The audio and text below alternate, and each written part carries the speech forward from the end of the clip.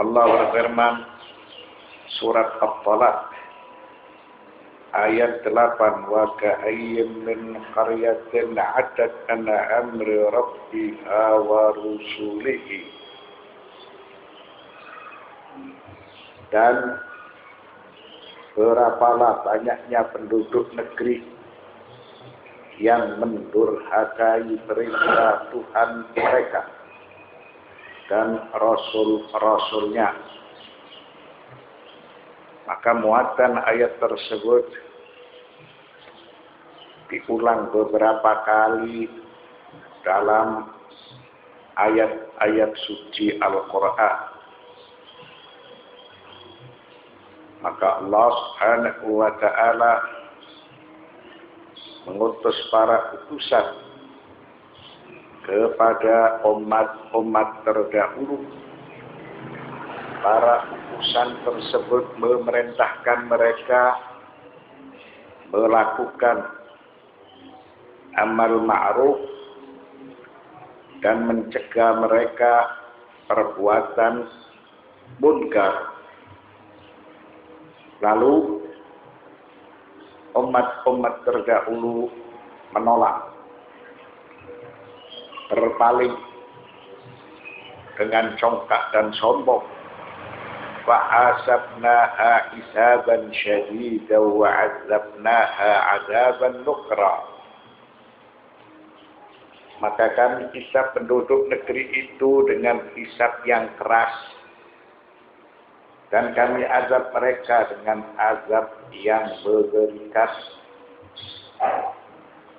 Itulah sebagai akibat bagi yang menolak serta berpaling karena congkak dan sombong dari ajakan para utusan Allah Subhanahu wa ta'ala. Allah Subhanahu wa ta'ala memberikan kepada mereka dengan siksaan pedih. Setelah para utusan itu memberikan bukti-bukti yang nyata, mereka membawa bukti, bahkan sampai menampakkan mukjizat sebagai bukti bahwa mereka itu adalah manusia-manusia yang diutus oleh Allah Subhanahu wa ta'ala. Mereka diutus oleh Allah Subhanahu wa ta'ala untuk memerintahkan amal ma'ruf. Mereka diutus oleh Allah Subhanahu wa ta'ala untuk mencegah perbuatan munkar. Maka setiap rasul yang diutus oleh Allah Subhanahu wa ta'ala itu adalah imam, pemimpin. Pemimpin tersebut dia membawa konsep yang berupa perintah-perintah Allah serta larangan-larangan Allah. Para utusan itu diperintahkan untuk menegakkan keadilan agar supaya manusia melakukan pengabdian yang benar. Manusia tidak dijajah oleh para penindas. Karena para penindas ini selalu menentang ajakan para utusan Allah Subhanahu wa ta'ala. Fadzaqat wa bala amriha wa kana 'aqibatu amriha khusra. Maka mereka merasakan akibat yang buruk dari perbuatannya, dan adalah akibat perbuatan mereka kerugian yang besar. Dalam ayat tersebut sepertinya ada pengulangan. Fadzaqat wa bala amriha. Lalu dijelaskan wa kana 'aqibatu amriha khusra. Maka mereka merasakan akibat buruk dari perbuatannya, dan adalah akibat buruk perbuatan mereka itu kerugian yang besar.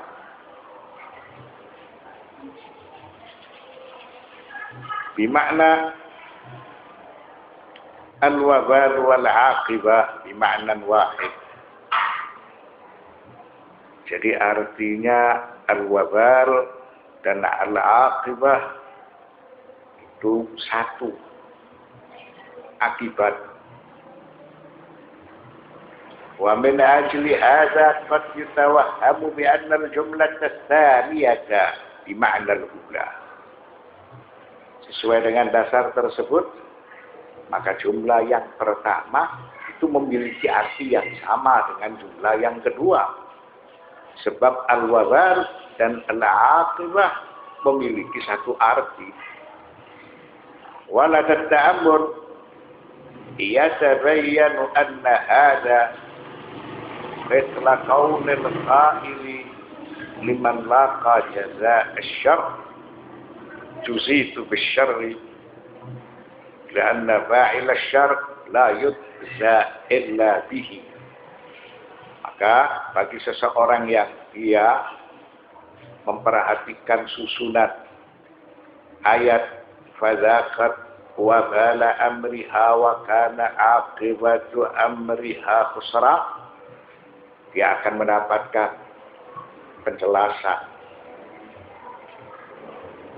Hal tersebut tidak berbeda bagi orang yang melakukan keburukan. Dia diganjar dengan perbuatan setimpal. Mengapa dia diganjar? Karena keburukannya. Berarti keburukan dan pelaku keburukan itu adalah satu. Siapa yang disiksa oleh Allah Subhanahu wa ta'ala? Bagi mereka yang berpaling, yang menolak karena congkak dan sombong. Oleh karena berpaling, karena congkak dan sombong, kemudian Allah Subhanahu wa ta'ala memberikan petaka, memberikan siksaan yang pedih. A'adda lahum 'adzaban syadida. Allah menyediakan bagi mereka azab yang keras. Nah, yakunu hadza al-'adzabu fil akhirah wa dallat 'alaihi kalimatu a'adda.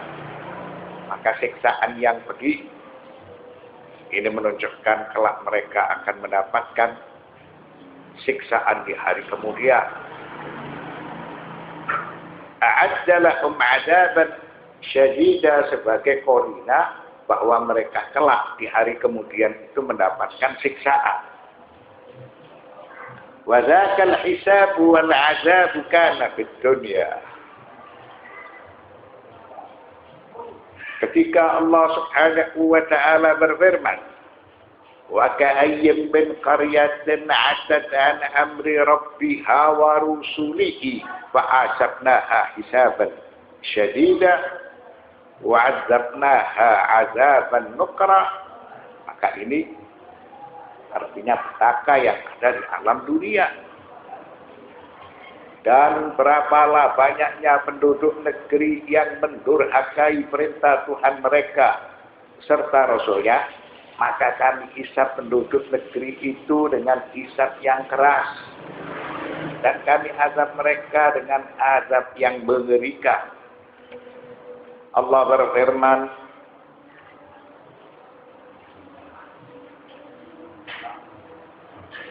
wa dzakal hisab wal 'adzab fi qawlihi fa'asabnaha hisaban syadida wa 'adzabnaha 'adzaban nukra, menunjukkan bahwasanya mereka itu diberi petaka, diberi siksaan ketika mereka berada di alam dunia. Jadi bagi mereka yang durhaka,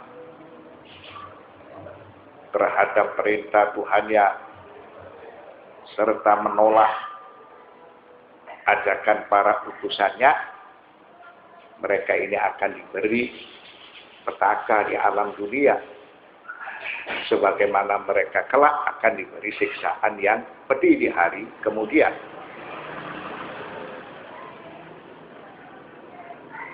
Maka keterangan tersebut dikuatkan dengan surat Al-Baqarah ayat 114. Allah berfirman, lahum fid dunya khizyun wa lahum fil akhirati adzabun adzim.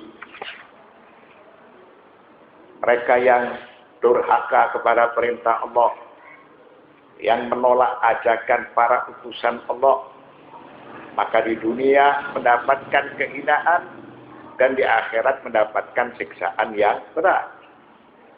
Kapan di dunia mereka mendapatkan kehinaan? Sejarah telah membuktikan periode kedua dari dakwah Nabi Muhammad sallallahu alaihi wasallam. Beliau diberi kemenangan dalam setiap peperangan, sehingga beliau memperoleh tawanan, dan orang-orang yang tidak beriman hidup dalam keadaan hina, mereka harus membayar upeti. Atau kelak ketika Al-Mahdi alaihissalam setelah menegakkan keadilan, kemenangan demi kemenangan berada di tangan Al-Mahdi alaihissalam, sehingga keadilan itu ditegakkan di semua tempat sesuai dengan sabda Nabi Muhammad sallallahu alaihi wasallam. Beliau bersabda, kama muli'at zulman wa jawra yamla'ul arla qistan wa adla kama muli'at zulman wa jawra. Al-Mahdi akan menegakkan keadilan sebagaimana sebelumnya kezaliman dan kejahatan itu berada di mana-mana. Walahum fil akhirati adzabun adzim. Dan kelak mereka di akhirat mendapatkan siksa yang berat karena mereka melakukan perbuatan aniaya terhadap diri mereka sendiri. Mereka durhaka, mereka tidak mentaati para utusan Allah,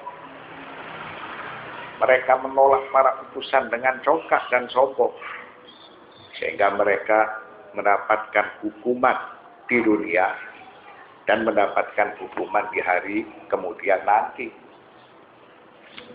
Fattaqullaha ya ulil albab. Allah berfirman, fattaqullaha ya ulil albab allazina amanu.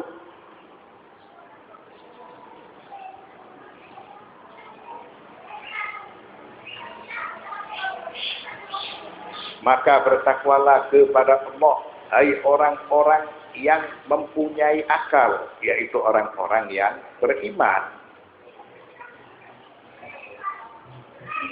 In kuntum ta'qiluna ma'na al-imani haqqan wa taz'amuna annakum min ahlihi faqrinul qawla bil fi'li wal ilma bil amal.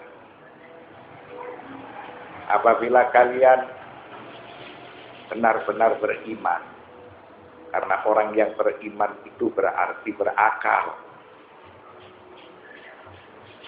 Wa taz'amuna annakum min ahlihi, dan kamu yakin bahwa kamu itu adalah orang yang beriman, orang yang berakal. Faqrinul qawla bil fi'li wal ilma bil amali. Maka yang harus kamu lakukan, ucapan itu harus disertai perbuatan, dan ilmu itu harus disertai dengan amal. Wa bi'ibaratin ahra, bagi seorang mukmin, karena dia berakal, dia harus taat dengan syariat. tidak hanya mengenal, tidak hanya mengetahui hukum-hukum syariat yang berupa perintah-perintah serta larangan-larangan Allah. Dan mereka juga harus beramal, harus berbuat, memiliki konsekuensi. Karena perbuatan dosa itu sama dengan durhaka, sama dengan melawan. Wa illa fama antum bimu'minin. Apabila kalian tidak memiliki konsekuensi ucapan dengan perbuatan, ilmu dengan amal, maka berarti kalian hanya mengaku saja sebagai orang yang beriman dan sebagai orang yang berakal.